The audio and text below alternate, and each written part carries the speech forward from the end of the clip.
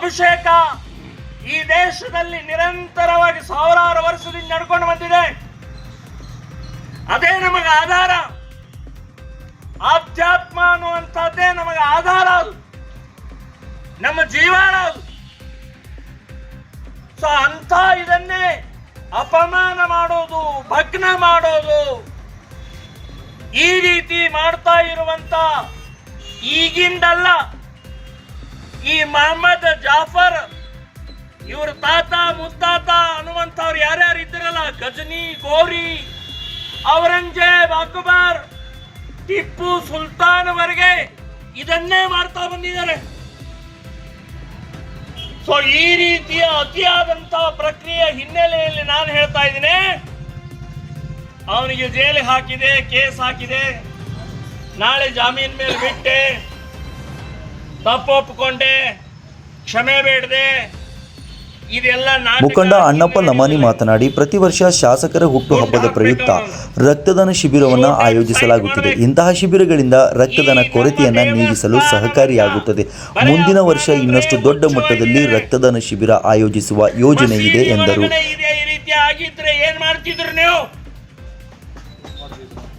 ಪಠಾಣ್ ಅವರೇ, MLA ಅವರೇ, ಮಸೀದಿ ಒಳಗಡೆ ಇದೇ ರೀತಿ ಆಗಿತ್ತು ಅಂದ್ರೆ ನೀವೇನ್ ಮಾಡ್ತಿದ್ರೆ? ಇವತ್ತು ಈ ರೀತಿಯ ನಮ್ಮ ದೇವಸ್ಥಾನದಲ್ಲಿ ಮಾಡ್ತಾ ಇರುವಂತಹ ಕುಕೃತ್ಯಕ್ಕೆ ಕ್ಷಮೆ ಇಲ್ಲ. ಅವನು ಎಲ್ಲಿ ಅವನು ಇಲ್ಯಾಕೆ ಬಂದ? ಇಲ್ಲಿ ಅವನಿಗೆ ಪಟ್ಟ ಯಾಕೆ ಸಿಗ್ತಾ ಇದೆ? ಇಲ್ಲಿ ಅವನಿಗೆ ವೋಟರ್ ಕಾರ್ಡ್ ಯಾಕೆ ಸಿಗ್ತಾ ಇದೆ? ಹಾನಗಲ್ ತಾಲೂಕಿನವರು MLA ತವರೂರು, ಅಲ್ಲಿ ಅವರು ತಂದು ವೋಟರ್ಸ್ ರೆಡಿ ಮಾಡ್ತಾ ಇದ್ದಾರೆ, ಇಲ್ಲಿ ಗಟ್ಟಿಯಾಗಿ ಮಾಡ್ತಾ ಇದ್ದಾರೆ. ಇಲ್ಲಿ ನಾನು ಹೇಳ್ತೇನೆ, MLA ಅವರೇ, ಇದು ಆಟ ನಡೆಯುವುದಿಲ್ಲ. ಹಿಂದೂ ಸಮಾಜ ಈ ರೀತಿಯ ಮಾನಸಿಕತೆ ಇರುವಂತವರನ್ನ ಕಿತ್ತು ಬಿಸಾಕತ್ತೆ.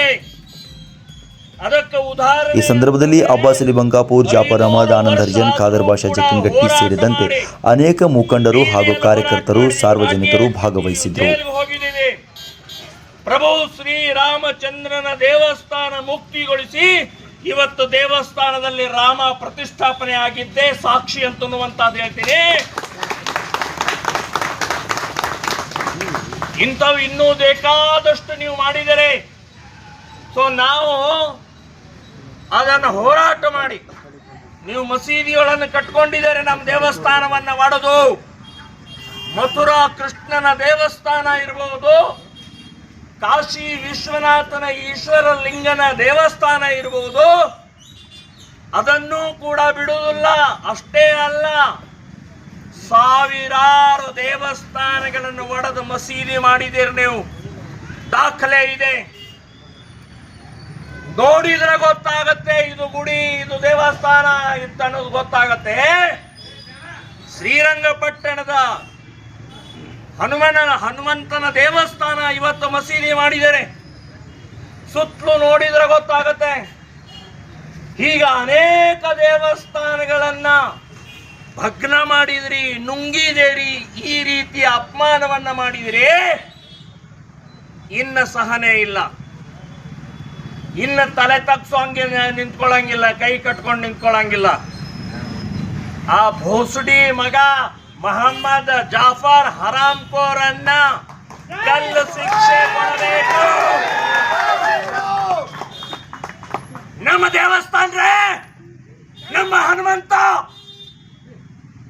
ಇಲ್ಲಿ ಇದ್ದಂತ ಕಾರ್ಮಿಕರು, ಡ್ರೈವರ್ಗಳು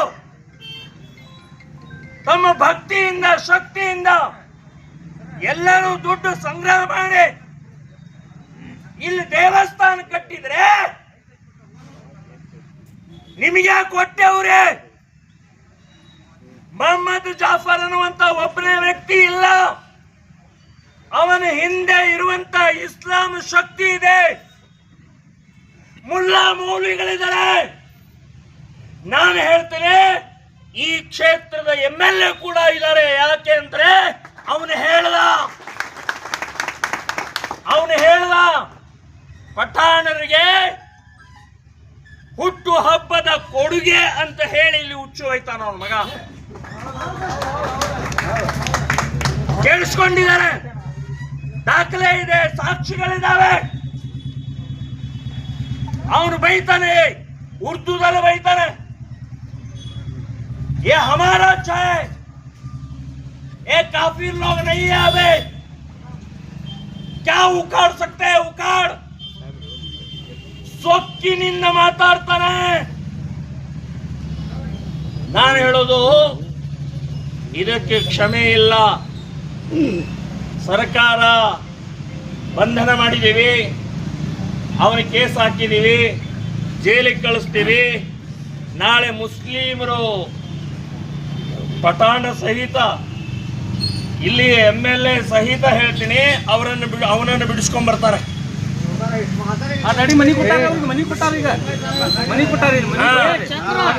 ಈಗ ಮನಿ ಕೊಟ್ಟಾರ, ಇದ್ದೂರವ್ರು ಈ ಕ್ಷೇತ್ರದ ಬಡವರಿಗೆ, ಈ ಕ್ಷೇತ್ರದ ಜನರಿಗೆ ಮನೆಗಳಿಲ್ಲ. 16 ವರ್ಷದಿಂದ ಅಪ್ಲಿಕೇಶನ್ ಹಾಕಿದ್ದಾರೆ, ಅವ್ರಿಗೆ ಮನೆ ಇಲ್ಲ. ಇವನಿಗೆ ಇಮಿಡಿಯೇಟ್ ಮನೆ ಕೊಟ್ಟಿದ್ದಾರೆ, ಪಟ್ಟ ಕೊಟ್ಟಿದ್ದಾರೆ. ಯಾವ ಆಧಾರದ ಮೇಲೆ ಕೊಟ್ಟರೆ MLA ಅವರೇ? ಈ ರೀತಿ ವ್ಯವಸ್ಥಿತವಾಗಿ ಇಸ್ಲಾಂ ಶಕ್ತಿಯನ್ನು ಬೆಳೆಸೋಗೋಸ್ಕರ, ಹಿಂದೂ ವಿರೋಧಿಯನ್ನು ಬೆಳೆಸೋಗೋಸ್ಕರ ಇನ್ನೂ ಎಷ್ಟು ಕುಕೃತ್ಯ ಮಾಡಿದ್ದೀರಿ ಅಂತನ್ನುವಂಥದ್ದು ಬಹಳ ಗಹನವಾದಂತ ತನಿಖೆ ಮಾಡುವಂತ ಪ್ರಕ್ರಿಯೆ ಪ್ರಾರಂಭ ಮಾಡಿದ್ದೀವಿ. ಮೊನ್ನೆ ಹಾನಗಲ್ ತಾಲೂಕಿನ ಒಂದು ಹಳ್ಳಿಯಲ್ಲಿ ಕಾರು ಹುಣ್ಣಿಮೆ ರೈತರು ಆನಂದವಾಗಿ ಪ್ರತಿ ವರ್ಷ ಮಾಡ್ಕೊಂಡು, ಸಾವಿರಾರು ವರ್ಷದಿಂದ ಮಾಡ್ಕೊಂಡು ಬಂದಿದ್ದಾರೆ. ಅಲ್ಲಿ ಮಸೀದಿ ಮುಂದೆ ಪಟಾಕಿ ಹಾರಿಸಿದ್ರು ಸಣ್ಣ ಸಣ್ಣ ಹುಡುಗರು ಅಂತೇಳಿ.